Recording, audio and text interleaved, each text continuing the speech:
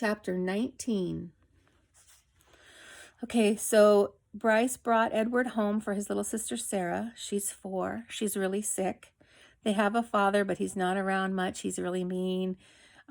He's not home, so Bryce is really just taking care of her.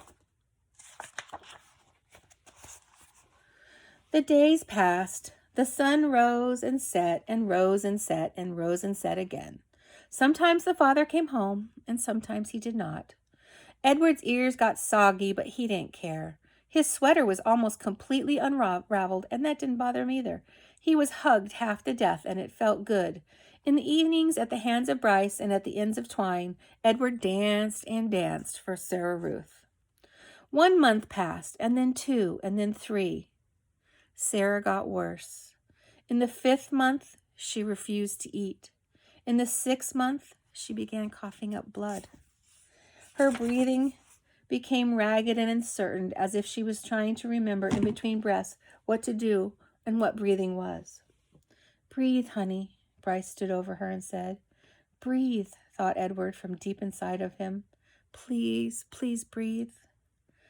Bryce stopped leaving the house. He sat at home all day and held Sarah Ruth in his lap and rocked her back and forth and sang to her. On a bright morning in September, Sarah Ruth stopped breathing. "Oh no," Bryce said. "Oh, honey, take one more breath, please." Edward had fallen out of Sarah Ruth's arms the night before, and she had not asked for him again. So face down on the floor, arms over his head, Edward listened as Bryce cried. He listened as the father came home and shouted at Bryce.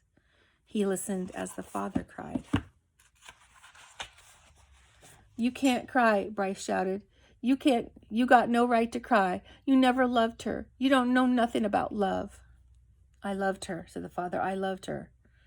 "I loved her too," thought Edward. "I loved her, and now she's gone." How could this be, he wondered. How could he bear to live in a world without little Sarah Ruth? The yelling between the father and the son continued, and there was a terrible moment when the father insisted that Sarah Ruth belonged to him, that she was his girl, his baby, and he was taking her to be buried. "She ain't yours," Bryce screamed. "You can't take her. She ain't yours." But the father was bigger and stronger, and he won. He wrapped Sarah Ruth in a blanket and carried her away. The small house became very quiet. Edward could hear Bryce moving around, muttering to himself, and finally he picked the boy up and said, "Come on, Jangles. We're leaving. We're going to Memphis."